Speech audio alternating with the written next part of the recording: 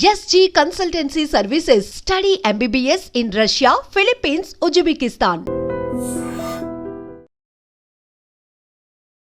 I don't ever slow up, no I don't take shit. I got no love for the fakeness. If you wanna play tough and wanna hate this, I'll always show up. I don't ever slow up, no I don't take shit. I got no love for the fakeness. If you wanna play tough and wanna hate this, I'll always show up and make a statement. I don't ever slow up, no I don't take shit. I got no love for the fakeness. If you wanna play tough and wanna hate this, I'll always show up. Journalist స్వేచ్ఛ నిన్న రాత్రి తన నివాసంలో ఆత్మహత్యకు పాల్పడింది. జర్నలిజంలో ఉన్నటువంటి వాళ్ళు ఎవరైనా సరే జనరలీ అయితే అంటే న్యూస్ ప్రజెంటేషన్ అనుకోండి, లేకపోతే రకరకాల ఇష్యూస్ని కవర్ చేస్తూ ఉంటాం కాబట్టి మేము చాలామంది అనలిస్టులతోని మాట్లాడతాం, డిఫరెంట్ ఇష్యూస్ని కూడా కవర్ చేస్తూ ఉంటాం కాబట్టి మాకు తెలుసు అంటే ఆ పెయిన్ ఎట్లుంటుంది, పర్సనల్ లైఫ్లో ఫేస్ చేసినప్పుడు దాన్ని ఎంత స్ట్రాంగ్గా ఎదుర్కోవాలి అని ఏదైనా ఇష్యూ బేస్డ్గా మేము మాట్లాడినప్పుడు కూడా చాలామంది ఎక్స్పర్ట్స్ చెప్పినటువంటివి కూడా ఎక్కడో ఓ చోట వాళ్ళ పర్సనల్ లైఫ్కి కూడా ఆపాదించుకొని ఎస్ మనం కూడా అదే దాంట్లో ఉన్నాం కదా, సో మనం కూడా ఇట్లనే ఆలోచించాలా, ఎక్స్పర్ట్ చెప్పినట్టుగా మనం కూడా దాన్ని తీసుకోవాలా అన్న ఆలోచన ఉంటే మాత్రం నిజంగా ఇప్పుడు ఈ జర్నలిస్ట్ స్వేచ్ఛ ఎవరైతే ఉన్నారో ఇట్లాంటి డిసిషన్ తీసుకొని ఉండేది కాదు. కానీ ఆమె ఫేస్ చేస్తున్నటువంటి పర్సనల్ ఇష్యూస్ అనుకోండి, మనం చూస్తున్నాం నిన్నటి నుంచి కూడా తను సింగిల్ పేరెంట్ యాక్చువల్లీ, అంటే 5 or 6 years బ్యాక్ విడాకులు అయిపోయినాయి హస్బెండ్తోని. ఇప్పుడు తనకి 13 ఏళ్ల కూతురు కూడా ఉంది, స్కూల్లో చదువుతోంది. అండ్ తిను కూడా ఒక న్యూస్ ఛానల్లో యాజ్ ఎ జర్నలిస్ట్గా వర్క్ చేస్తుంది.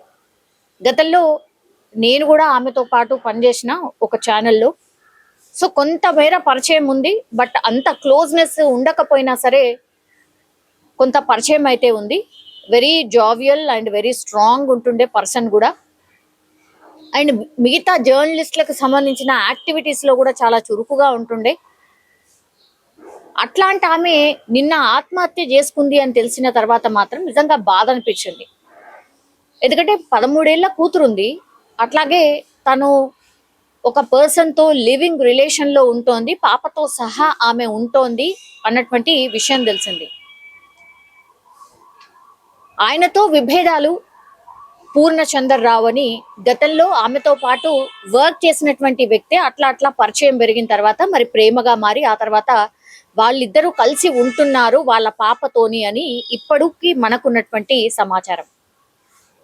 ఈ పర్సన్తోనే ఇష్యూస్ వల్ల అంటే మ్యారేజ్ చేసుకుంటాను అని చెప్పాడు, నమ్మించాడు, పూర్తిగా స్వేచ్ఛ అది నమ్మింది. కానీ ఎన్నిసార్లు అడిగినా సరే ఆయన ఆల్రెడీ మ్యారీడ్, ఆయనకు కూడా కిడ్స్ ఉన్నారు. సో వాళ్ళ ఫ్యామిలీ ఎలా ఒప్పుకుంటుంది? ఇన్ జనరల్లీ కూడా ఒప్పుకోలేదు. ఇప్పుడు కూడా అతను పూర్ణచంద్రరావు అనే వ్యక్తి వాళ్ళ ఫ్యామిలీతోనే కలిసి ఉంటుండు. ఇప్పుడు ఇదే అతిపెద్ద ఇష్యూ.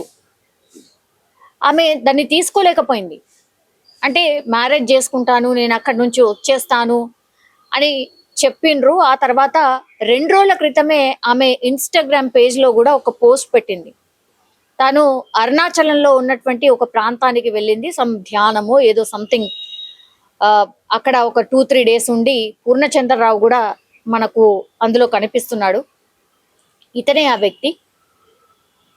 ఆయనతో పాటు 2 రోజుల క్రితమే వెళ్ళింది. మరి 2 రోజులలో ఏమైందో ఏంటో తెలియదు, కానీ చాలా గొడవలు అయ్యాయి వీళ్ళిద్దరి మధ్యలో. మ్యారేజ్ చేసుకోమని స్వేచ్ఛ ఒత్తిడి తెచ్చింది, అతను మాత్రం ప్రిపేర్డ్గా లేడు అన్నటువంటి మాట చెప్తున్నారు. సో ఎవరు కూడా ఇట్లా మోసపోకండి, అతని మంచివాడు కాదు అని మేము చెప్పినా కూడా నా బిడ్డ వినలేదు అన్నటువంటి మాట ఇప్పుడు స్వేచ్ఛ వాళ్ళ పేరెంట్స్ చెప్తున్నారు. స్వేచ్ఛ వాళ్ళ మమ్మీయే వెళ్ళి కంప్లైంట్ కూడా చేసింది పోలీస్ స్టేషన్లో. ఇలా మా బిడ్డను మోసం చేసిండు, ఇతని వల్లనే నా కూతురు చనిపోయింది అని పోలీసులకైతే ఫిర్యాదు చేసింది స్వేచ్ఛ వాళ్ళ మమ్మీ. సో ఈ మొత్తం చూసినప్పుడు పర్సనల్ ఇష్యూస్ వల్ల పర్సనల్ గా తను ఫేస్ చేస్తున్నటువంటి ఏమంటారు ఆ ఒత్తిడి వల్ల తను తట్టుకోలేక ఇప్పుడు ఆత్మహత్య చేసుకున్నట్టుగా మనకైతే స్పష్టంగా అర్థమవుతోంది. కానీ ఇప్పుడు ఆమె లోపల ఆమె పిక్ ఒకటి బయటకు వచ్చింది. అంటే ఫ్యాన్ కి ఊరేసుకొని బయటకి వచ్చినటువంటి పిక్ ని చూసినప్పుడు మాత్రం కొన్ని అనుమానాలు కూడా వ్యక్తం చేస్తున్నారు వాళ్ళ ఫ్యామిలీ మెంబర్స్. ఎవరైనా చంపారా, ఏదైనా కుట్ర జరిగిందా ఏంటా అని అనుమానాలు వ్యక్తం చేస్తున్నారు. ఎందుకంటే ఫ్యాన్ కి ఊరి వేసుకున్న తర్వాత ఆమె కాళ్ళు ఏవైతే ఉన్నాయో అవి బెడ్ కి ఆనుకొని ఉన్నాయి. సో బెడ్ కి ఆనుకొని ఉన్నటువంటి ఆమె ఎట్లా చనిపోతుంది అనేది కూడా వీళ్ళు సస్పెక్ట్ చేస్తున్నారు. అట్లాగే ఇంట్లో కొన్ని వస్తువులు చిందరవందరగా పడి ఉన్నాయి. ఇందులో కుట్ర కోణం ఏమన్నా ఉందా, ఎవరైనా హత్య చేసి ఆత్మహత్యగా చిత్రీకరించే ప్రయత్నం చేస్తున్నారా? మాకున్నటువంటి డౌట్ ఏంటంటే ఈ పూర్ణచంద్రరావే ఏదైనా చేసుంటాడా అనేది మా డౌట్. కాబట్టి పోలీసులు ఇన్వెస్టిగేషన్ చెయ్యండి అంటూ చిక్కడపల్లి పోలీసులు ఇన్వెస్టిగేషన్ చేస్తున్నారు. ఎందుకంటే ఆమె నివాసం కూడా అక్కడే కాబట్టి చిక్కడపల్లి పోలీసులకు ఫిర్యాదు అయితే చేసిండ్రు. ఇప్పుడు ప్రస్తుతం అయితే గాంధీ హాస్పిటల్లో ఆమె పోస్ట్ మార్టం అయిన తర్వాత అంత్యక్రియలు కూడా ఇక్కడే నిర్వహించే అవకాశం అయితే కనిపిస్తోంది. సో ఇందులో అనుమానాలు ఉన్నాయి కాబట్టి పూర్తిగా ఇన్వెస్టిగేషన్ చెయ్యండి అనేసి పేరెంట్స్ కోరుతున్నటువంటి పరిస్థితి. బేసికల్లీ స్వేచ్ఛ 18 ఏళ్లుగా జర్నలిస్ట్ ఫీల్డ్ లో ఉంది. అట్లాగే ఆమె కొన్ని కవితలు కూడా రాస్తూ ఉంటుంది. అండ్ తెలంగాణ ఉద్యమంలో కూడా చాలా యాక్టివ్ గా పార్టిసిపేట్ చేసింది. అండ్ యాజ్ ఎ జర్నలిస్ట్ గా ఇంకా మంచి కెరీర్ ఉన్నటువంటి వ్యక్తి ఇట్లా అర్ధాంతరంగా చనిపోవడం నిజంగా ఎవరికైనా బాధాకరం అంటూ కూడా మాజీ సీఎం కేసీఆర్ స్పందించిండ్రు. అట్లాగే కేటీఆర్ కూడా స్పందించిండ్రు. వాళ్ళ ఫ్యామిలీకి ధైర్యం చెప్తూ ఆమె మృతికి సంతాపం కూడా తెలియజేసినటువంటి పరిస్థితి కనిపిస్తోంది. కానీ నిజంగానే బాధాకరం. ఎందుకంటే జర్నలిస్ట్ యాజ్ అ జర్నలిస్ట్ గా అంటే 4th ఎస్టేట్ అంటూ ఉంటారు కదా జర్నలిజం ని కూడా.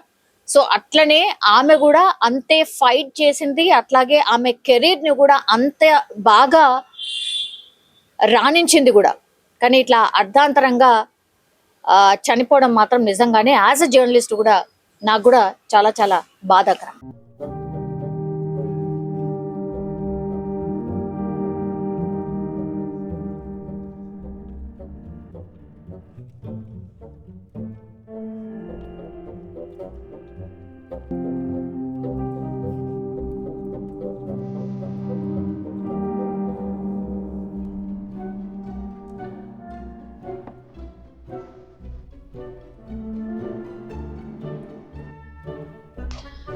జర్నలిస్ట్ స్వేచ్ఛ నిన్న రాత్రి తన నివాసంలో ఆత్మహత్యకు పాల్పడింది.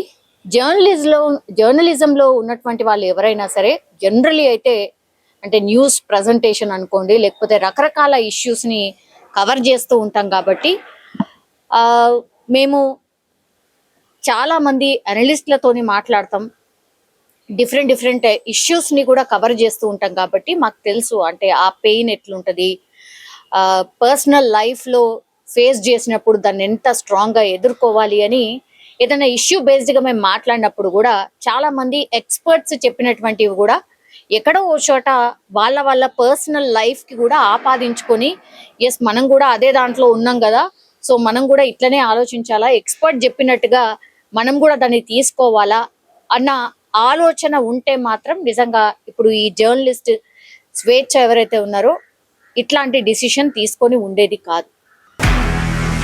నిజంగా ప్రస్తుతం ఉన్నటువంటి సమాజం దేనికి ప్రయారిటీ ఇస్తుంది?